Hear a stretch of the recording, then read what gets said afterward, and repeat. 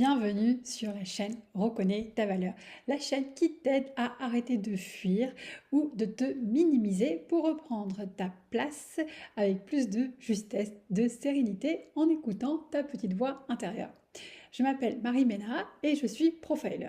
J'accompagne notamment les moutons noirs, mais toutes les personnes qui se sentent incompris, rejetés et qui ont dû apprendre à s'adapter ou à fuir pour pouvoir trouver leur place dans ce monde.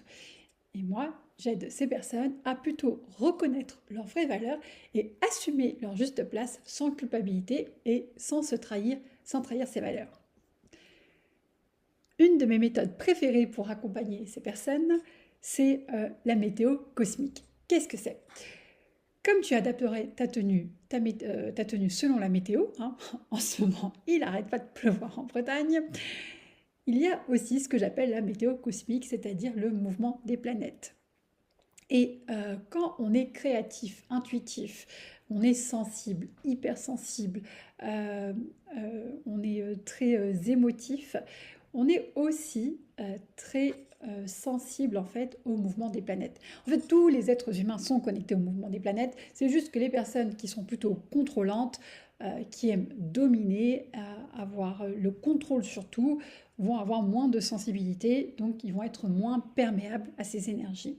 Mais tous les autres qui sont plutôt connectés, ou qu'ils le veuillent ou pas, surconnectés, en fait, le mouvement des planètes impacte. Et donc, de comprendre comment les mouvements des planètes fonctionnent et comment on peut l'utiliser dans son quotidien, nous permet de pouvoir prendre des décisions beaucoup plus justes, d'éviter de répéter des situations qui vont nous emmener dans des schémas d'échec, de frustration, de déception, de tristesse, et surtout aussi de se dire, eh ben, en fait, je peux m'aider de ces mouvements des planètes pour me sentir soutenue et donc de se sentir moins seule.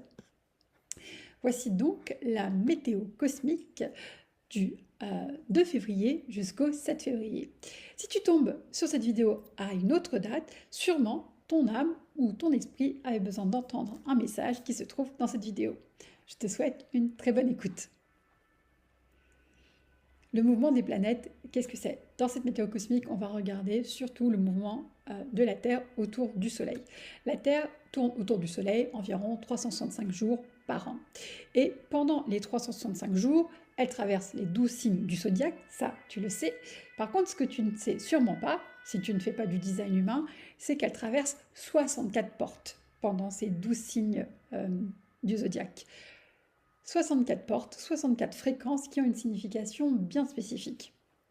Et donc, depuis le 2 février, le Soleil est toujours en Verseau et elle traverse la porte 13, qui est le centre énergétique qui est au niveau du ce qu'on appelle le centre G, et la porte et la Terre qui est en face est aussi en centre G, qui est la porte du rôle, de l'écoute de soi et de comment je me dirige. Qu'est-ce qu'elle signifie exactement cette porte, d'accord? Sans être un analyste de design humain, sans être astrologue et tout, mais comment toi, en tant qu'être humain sensible, émotif, tu pourrais la ressentir? En ce moment, ce soleil est en porte 13, la porte de l'écoute. Si tu me suis depuis un petit moment, le soleil avant était en porte 41 et en porte 19, qui faisait partie du chakra racine. Le chakra racine, c'est l'énergie plutôt de comment je gère la pression extérieure, comment j'arrive à me sentir en sécurité. Et donc ces portes-là nous ont invités à nous demander qu'est-ce qu'on désire, comment on veut se réaliser, mais ces désirs doivent plutôt répondre à comment j'ai envie de grandir et est-ce que ce désir va répondre à ma satisfaction et en même temps, je vais pouvoir prendre ma juste place dans cette vie. Okay. Maintenant, le soleil en porte 13, elle nous demande plutôt si... donc le centre G, c'est le centre de l'amour de soi, comment je me dirige dans ma vie en m'aimant, à écouter notre GPS intérieur. Et en fait, la porte 13, elle nous invite à regarder le passé.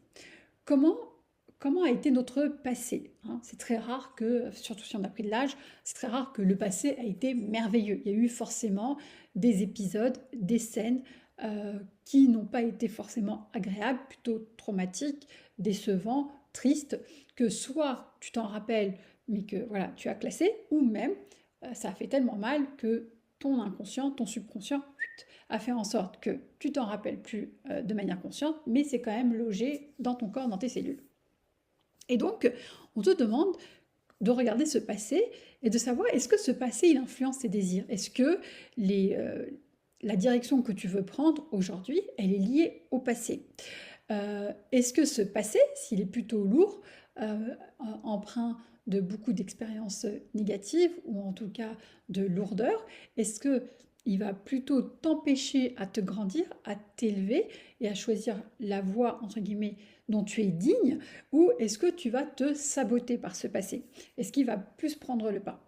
Est-ce que tu vas oser écouter ta petite voix intérieure et suivre la direction de ton cœur au lieu de laisser ce passé prendre le pas, notamment un passé qui est lourd?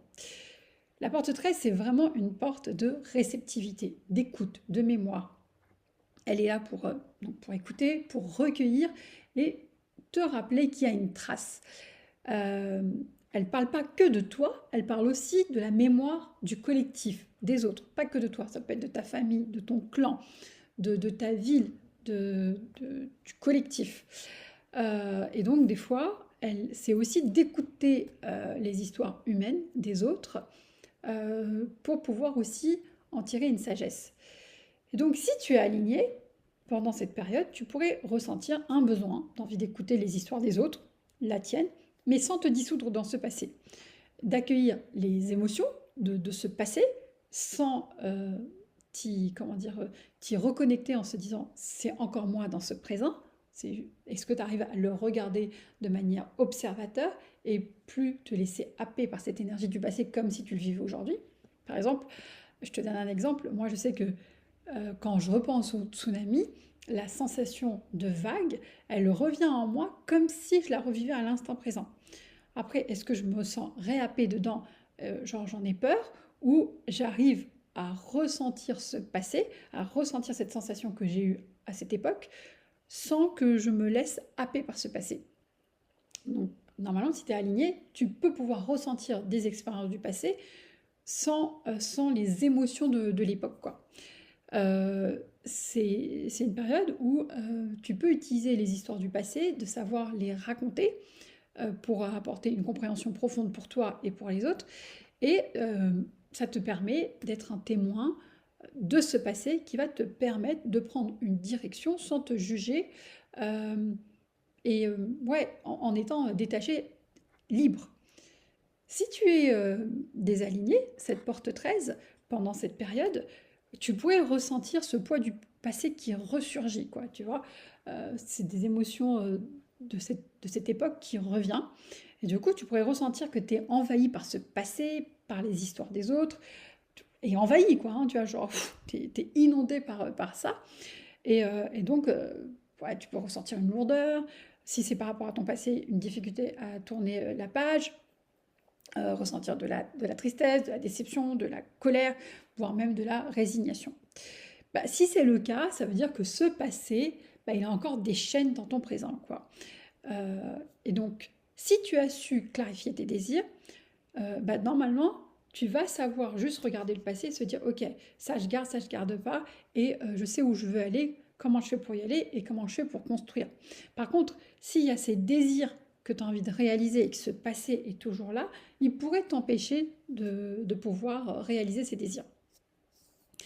Donc, ce transit-là, du soleil en porte 13, tu peux te nourrir de ce passé, mais sans t'y dissoudre, d'accord?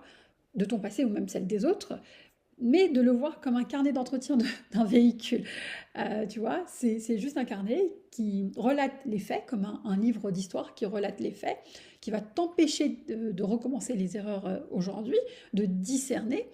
Euh, et, euh, mais par contre, ce carnet d'entretien ne peut pas être un poids qui va t'empêcher d'avancer. Donc vraiment, l'invitation profonde de cette porte, c'est tu n'as pas à porter les histoires du passé, tu as juste à les observer, à les honorer pour pouvoir les laisser circuler et t'inspirer. Si c'est compliqué, qu'il y a des histoires du passé à toi ou de ton clan, de ta famille, du collectif, qui t'envahit, qui prennent le dessus, tu pourrais t'appuyer sur la porte 7, la Terre qui est en porte 7, qui est la porte de la direction et du leadership juste. Qu'est-ce que c'est que la porte 7? Qu'est-ce que c'est que la porte 7? Elle est aussi dans le centre G, qui est comment je m'aime, comment je suis, ma direction, selon mon identité profonde. Et en fait, la porte 7, elle va nous inviter à nous demander, est-ce que ce passé, il nous alourdit? Et elle nous aide à clarifier en nous posant cette question dans ces cas-là, pour pas qu'on se laisse happer par le passé, c'est on revient sur où est-ce que je veux aller? Quelle est la direction que je veux prendre? Le désir est plutôt en lien avec les émotions, mais par contre, la direction, c'est en lien avec ton identité profonde, avec l'amour de soi, quoi, tu vois. Et donc, elle te demande, la question que tu peux te poser, c'est quelle direction est-ce que je veux prendre aujourd'hui? Où est-ce que je veux aller? Est-ce qu'elle a du sens? Est-ce qu'elle est cohérente avec ton équilibre intérieur, avec ta paix intérieure? Et est-ce que ces histoires du passé qui remontent peut servir le collectif au lieu de t'enfermer dedans? Quelle est la sagesse que tu peux en tirer? C'est pas une porte qui nous pousse à dominer ou à contrôler, quoi, mais c'est plutôt une porte de responsabilité intérieure.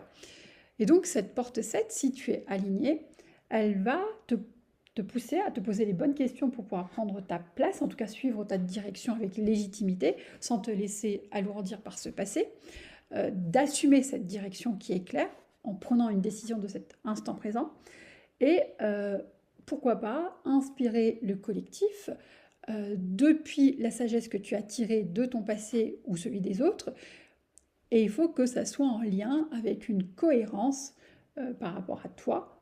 Il faut que ça soit cohérent si tu as envie de servir le collectif. Il faut qu'il y ait une organisation, c'est important qu'il y ait de l'organisation et de la structuration. Ok.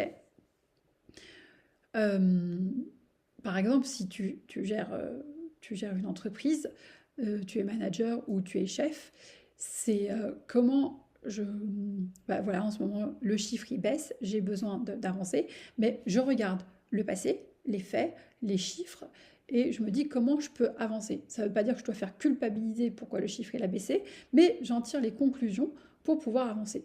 Voilà. C'est plutôt un exemple business parce que dans le sens du collectif, mais sinon, dans le côté perso, je pense que tu as compris, c'est comment tu arrives à prendre des décisions dans l'instant présent sans que ce passé vienne tout le temps te hanter pour t'empêcher de prendre la direction la plus juste, la plus légère. Légère dans le sens pas alourdie par le passé. Si tu es toujours désaligné, que tu as du mal à y voir de la clarté sur ta direction, que tu as du mal à t'aimer, et du coup tu sais pas, tu as l'impression que ce passé c'est ta vie en fait, t'es plutôt, tu t'identifies à ce passé. Alors là, pour pas que ce passé fasse mal, tu pourrais avoir envie de contrôler quoi en fait, pour pas perdre cette posture, c'est une forme de peur ou de tristesse, et du coup tu veux pas la ressentir, et du coup tu aurais envie de contrôler en fait pour te dire non c'est bon, je veux pas y aller comme ça quoi. Et donc le fait que tu contrôles, forcément, ça va ouvrir sur une posture d'autoritarisme, parce que tu n'as pas envie qu'on sache en fait qu'il y a un passé lourd qui prend la place. Ce qui va t'empêcher de voir clair sur où est-ce que tu veux aller. Et donc, il pourrait y avoir une tension entre ton être à toi, personnel, qui est lié à ton ego. Encore une fois, l'ego, il n'est pas mauvais.